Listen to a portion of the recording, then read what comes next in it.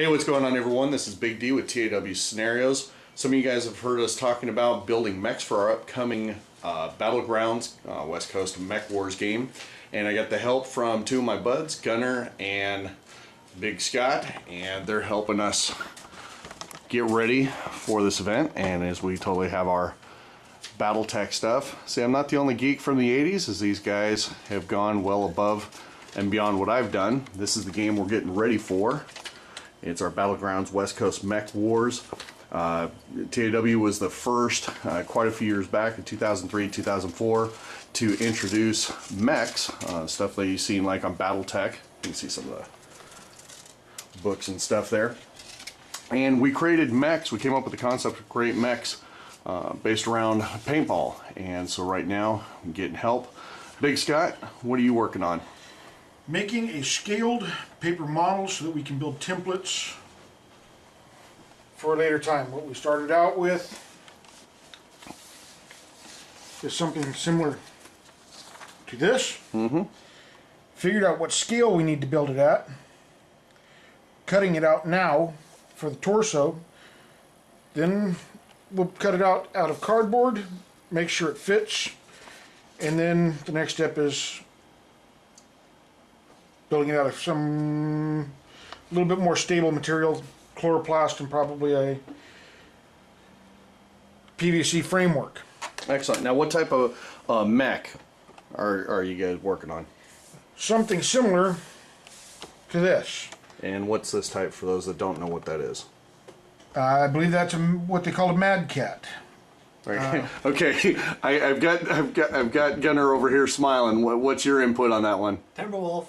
Okay, Timberwolf, Mad Cat, same thing. So what this picture is, some of you guys heard last time we had our chat conference on TAWscenarios.com, is you heard me talk about taking paper models and building them up to full scale. And that's what this is. This picture right here is of a Mad Cat or Timberwolf, if you're Gunner. And that thing is completely made out of paper. And what Tom was talking about with here is we have some paper models of this particular mech called the Mad Cat, and like Tom said, he's working on scaling the stuff up so we keep the proportions together. In fact, that's where we're using diagrams like this, figuring out what width we want and what height. And the cool thing is the guys have broke out their old stash of Battletech books, and these are technical readouts in which you can find out all sorts of stuff on mechs. And in fact, Gunner has the one right now where it shows all these different style mechs, so you can figure out what we want to choose from. And if you can flip it open, Gunner, to the two spots that I have marked, you'll kind of see. So right there we have the Mad Cat, and one of the other ones we were starting to look at was the Vulture. Now what we're looking for doing is, you can see areas like here, and same on the Mad Cat. This is where we want to build rocket launchers that fire the Nerf rockets, as well as paintball markers. And these areas up here, these pods, they hold multiple missiles in which we want to go ahead and fire rockets as well. Now, some of the things you guys will see here on the table too is we've looked at what different type of firing mechanisms we could use for the rocket launchers. Some of you in the scenario paintball world are very familiar with this. These are the Rainbird sprinkler valves. This is an inline one which we're working. We're even messing around with an oldie buddy goodie scepter launcher.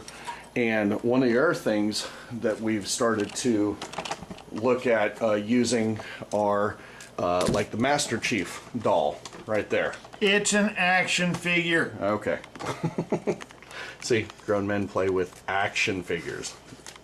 So, and one of the reasons why we use the Master Chief action figure is because we know the size of that, and we're able to use that in conjunction with our drawings here and working on our scale. So, with that being said, back again, we're going to go ahead and continue working, and as we continue on, we'll go ahead and pop back on, give you guys some updates, and we'll check you out the next time. Later.